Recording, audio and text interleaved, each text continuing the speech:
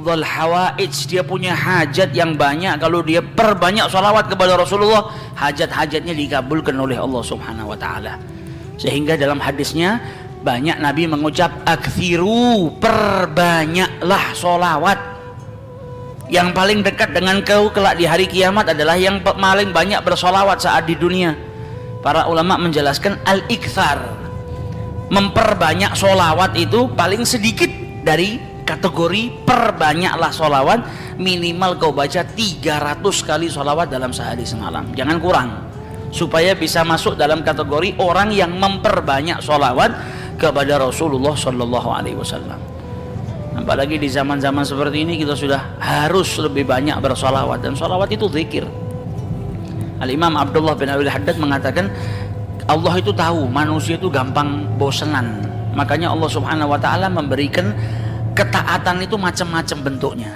Zikir pun macam-macam, ada astaghfirullah, ada kalimat tauhid la ilaha illallah, ada tasbih, ada tahmid, ada solawat.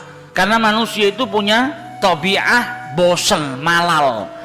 Kalau zikir itu cuma satu, ditakutkan dia nanti sumpek, bosen. Kalau bosen akhirnya dia nggak memperbanyak. Tapi ketika ada banyak macam ketaatan, engkau bisa taat dengan sholat, engkau bisa taat dengan berzikir, engkau bisa taat dengan Allah Subhanahu wa ta'ala dengan bersedekah. Macam-macam taat, macam-macam zikir ini menjadikan supaya kita tidak putus untuk ingat kepada Allah Subhanahu wa ta'ala. Jangan sampai bosan. Pada dasarnya manusia itu cepat bosan, tapi bukan berarti terus saya bosan dengan istighfar, saya tak ganti ini. Jangan gantinya kita karena bosan, tapi diselang-seling supaya kebosanan tadi tidak timbul. Nah, salah satu yang harus kita perbanyak nanti di bulan Rabiul Awal, bahkan di hari-hari lainnya kalau bisa, yaitu sholawat kepada Rasulullah Sallallahu Alaihi Wasallam. Khususnya di zaman fitnah seperti ini, kita butuh banyak sholawat supaya dapat rahmat dari Allah Subhanahu wa ta'ala, supaya kita diberi keselamatan oleh Allah Subhanahu wa ta'ala. Dan manfaatnya sholawat banyak sekali. Sehingga diceritakan dulu ada satu orang punya utang 500 dinar. Dia punya utang banyak sama orang, kemudian datang waktunya semua pada nagih, maka dia kebingungan, nggak punya uang. Akhirnya dia pergi ke salah seorang saudagar, dia pinjam uang 500 dinar. Diberikan sama saudagar tadi. Sebelum diberikan ditanya, kapan mau kau kembalikan uang ini? Maka dia berkata, insya Allah di tanggal sekian saya kembalikan. Uang itu diambil, dia bayarkan hutangnya satu persatu. Selesai dibayarkan tidak tersisa uangnya, nggak ada sisa modal untuk dia putarkan supaya bisa bayar hutangnya yang 500 dinar ini. Karena apa? Memang dia pinjam sesuai dengan kadar hutangnya. Sampai ketika datang waktu jatuh tempo, yang punya uang datang ke rumahnya nagih, mana uang 500 dinar yang kau pinjam? Kau janji hari ini akan melunasinya. Maka dia bilang, demi Allah sepeser pun saya nggak punya. Saya belum mendapatkan apa-apa untuk saya bayarkan kepada dirimu. Maka yang punya uang nggak mau tahu. Engkau janji tanggal sekian mau kau bayar, sekarang sudah jatuh temponya, maka bayar hutangmu sesuai dengan ucapanmu. Dia bilang, saya nggak punya. Kalau begitu ayo pergi ke Qadhi, pergi ke hakim. Nggak benar ini perbuatanmu. Maka yang ngutang tadi dibawa sama yang punya uang ke hakim. Diceritakan perkaranya, ditanya sama hakim, kenapa tidak kau bayar hutangmu? Bukankah engkau berjanji hari ini akan melunasinya? Dia bilang, iya saya berjanji, tapi saya nggak punya uang. Saya bukan pengkhianat, bukan orang yang mau berdusta. Kalau berdusta saya akan bilang saya nggak punya uang.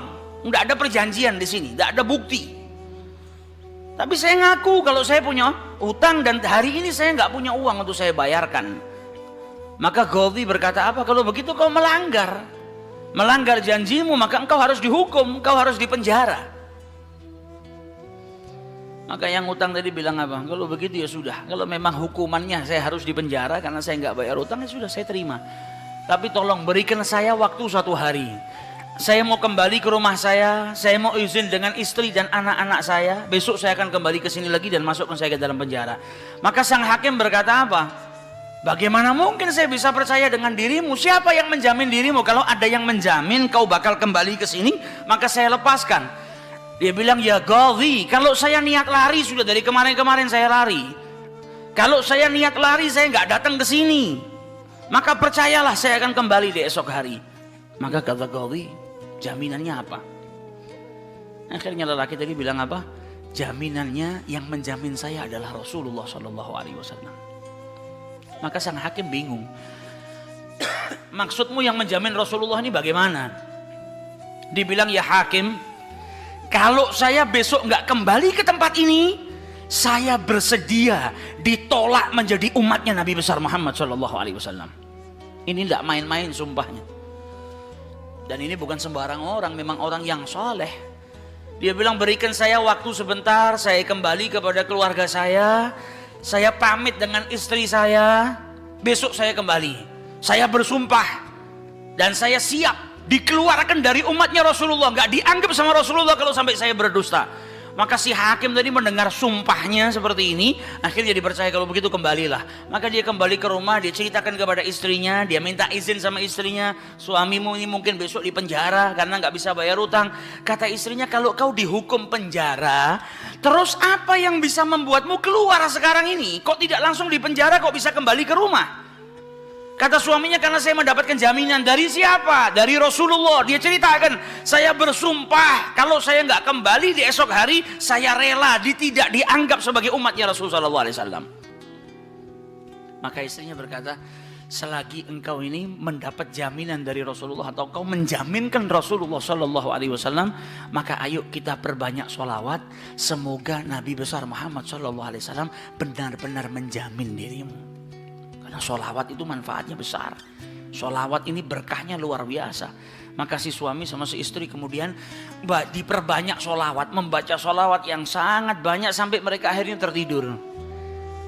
Yang laki yang punya utang tadi ketika tidur mimpi berjumpa dengan Rasulullah Sallallahu Alaihi Wasallam, dan Nabi dalam hadisnya telah bersabda, man ra'ani fakat ra'ani haqqa. Siapa yang mimpi berjumpa dengan diriku, maka sesungguhnya itu aku.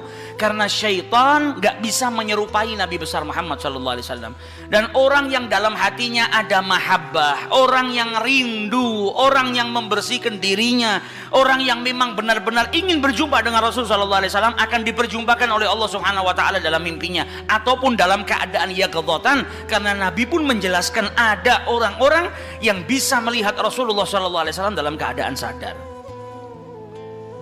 Sebagaimana dulu diriwayatkan ada seorang santri kepingin ketemu sama Rasulullah, pingin mimpi.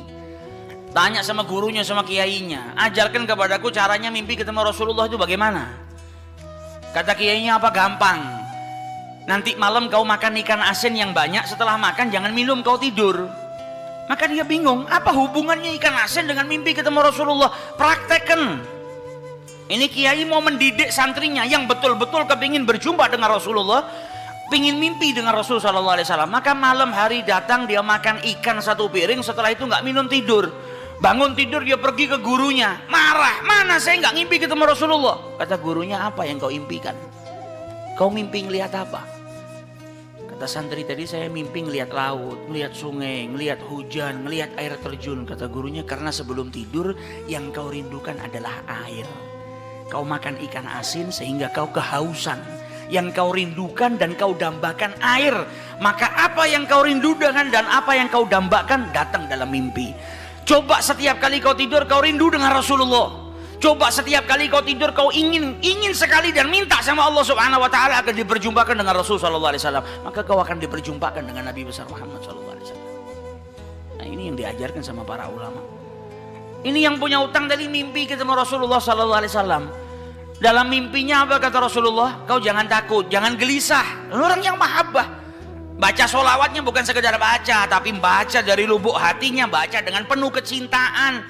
Mimpi berjumpa dengan Rasulullah dan berkahnya sholawat tadi bisa menyelamatkan orang, hajat-hajatnya bisa dikabulkan, dapat pertolongan dari Allah Subhanahu Wa Taala. Maka dalam mimpinya Rasulullah bilang apa? Besok pagi kau pergi, idhab ilal wali. Pergi ke gubernur di tempatmu itu, bilang sama gubernur tadi, Rasulullah mengucapkan salam kepadamu, dan sampaikan kepada si gubernur, kalau setiap hari dia bersolawat kepada Rasulullah sebanyak 1000 kali, itu solawatnya sampai kepada Nabi Muhammad. Dan sampaikan kepada si gubernur, tadi malam dia itu kebingungan, baca solawat sudah 1000 atau belum, ada salah dalam menghitung sehingga dia itu gelisah, saya sudah 1000 atau belum. Maka sampaikan kepada gubernur itu bahwasanya sholawatnya sudah sampai 1000, jadi dia nggak perlu gelisah. Bangun dari tidur, dia mau kembali ke Gaudi, tapi sebelumnya dia pergi ke wali. Pergi ke gubernur tadi. Sampai di rumahnya gubernur, dia sampaikan, wahai wali, wahai gubernur, Rasulullah menitipkan salam kepadamu. Kaget dia. Orang yang selama ini dia sholawati, gubernur ini gubernur yang cinta kepada Rasul Sallallahu Alaihi Wasallam. Tiba-tiba ada orang yang datang bawakan salam dari Rasul Sallallahu Alaihi Wasallam. Nabi Muhammad berkata kepadamu, wahai gubernur, sholawatmu yang kau baca 1000 kali setiap hari sampai kepada Rasulullah. Dan tadi malam ketika engkau kebingungan sholawatmu itu sudah 1000 atau belum, ternyata sudah 1000. Nabi ngabarkan kau jangan takut, jangan gelisah, karena sholawatmu seperti biasa, istiqomah kau baca, jumlahnya sudah 1000. Dan Nabi Muhammad minta engkau bantu diri saya untuk melunasi hutang. Maka saking gembiranya dapat salam dari Rasulullah, dapat kabar kalau sholawatnya yang selama ini dia baca sampai kepada Rasul Sallallahu Alaihi Wasallam. Ditanya utangmu berapa? 500 dinar. Diambilkan 500 dinar dari Baitul Mal. Setelah itu diambilkan lagi 2.500 dinar dari uang pribadinya. Ini hadiah buat dirimu karena kau datang bawa kabar gembira kepadaku, yaitu Rasulullah Shallallahu Alaihi Wasallam mengucapkan salam kepadaku. Mahabbah. Kita belum tentu, kalau mungkin andai ada orang yang mimpi berjumpa dengan Rasulullah, kemudian Nabi mengucapkan salam kepada kita, belum tentu kita bahagia sampai bisa mengeluarkan harta seperti itu. Tapi orang-orang yang mahabbah, kecintaannya sama Rasulullah luar biasa. Maka dia pulang dari rumahnya si gubernur tadi bawa uang 3.000 dinar. Utangnya cuma 500 dinar. Berkat sholawat dia bisa melunasi hutangnya. Maka dia pergi ke rumah qadhi. Sebagaimana janjinya dia akan kembali. Dia ketuk pintu rumah qadhi. Maka qadhi tadi ketika buka pintunya langsung memeluk orang tersebut. Nangis yang luar biasa. Dan berkata apa? Alhamdulillah berkat dirimu tadi malam saya mimpi ketemu Rasulullah SAW. Kata Rasulullah apa? Kalau engkau membantu orang yang punya utang itu untuk melunasi hutangnya, maka aku akan membantumu kelak di hari kiamat. Diambilkan uang 500 dinar diberikan kepada orang tersebut. Sampai Ghadhinya pun diimpiin sama Rasulullah Sallallahu Alaihi Wasallam. Keluar dari rumahnya Ghadhi bawa uang berapa? 3.500 dinar. Dia pergi ke tempat orang yang dia utangi mau bayar utangnya. Ketika sampai di rumah orang tersebut, orang yang dia utangi tadi sudah berada di depan rumah nunggu kedatangannya. Ketika ini yang punya utang datang langsung dipeluk, dicium, sambil menangis mengucapkan terima kasih, berkat dirimu tadi malam saya mimpi ketemu Rasulullah. Kata Rasulullah, kalau kau bebaskan utangnya fulan, kelak kau akan aku bantu, aku berikan syafaat kepadamu di hari kiamat. Utangmu jangan dibayar dan ini ada hadiah untukmu 500 dinar. Berangkat dari rumah punya utang 500 dinar. Berkat mimpi berjumpa dengan Rasulullah, utangnya terlunaskan dan ada tambahan 4.000 dinar. Berkat apa? Berkat sholawat yang dibaca kepada Rasulullah Sallallahu Alaihi Wasallam. Jadi kita kalau baca sholawat ini bukan hanya berkahnya nanti di akhirat, bukan hanya nanti kita dapat syafaatnya Nabi, bukan hanya nanti kita dapat tempat yang dekat dengan Rasul Sallallahu Alaihi Wasallam. Bahkan di dunia kalau kita ada situasi yang tidak menyenangkan, ada masalah, ada apapun, semuanya bisa hilang berkah daripada sholawatnya yang kita baca kepada Rasulullah Sallallahu Alaihi Wasallam. Karena satu sholawat dibalas dengan 10 rahmat. Satu rahmatnya Allah, kita punya masalah sebesar apapun bisa hilang kalau kita mendapatkan satu rahmat dari Allah Subhanahu Wa Taala. Sedangkan orang yang bersolawat kepada Rasulullah Sallallahu Alaihi Wasallam, maka dia mendapatkan 10 rahmat daripada Allah Subhanahu Wa Taala.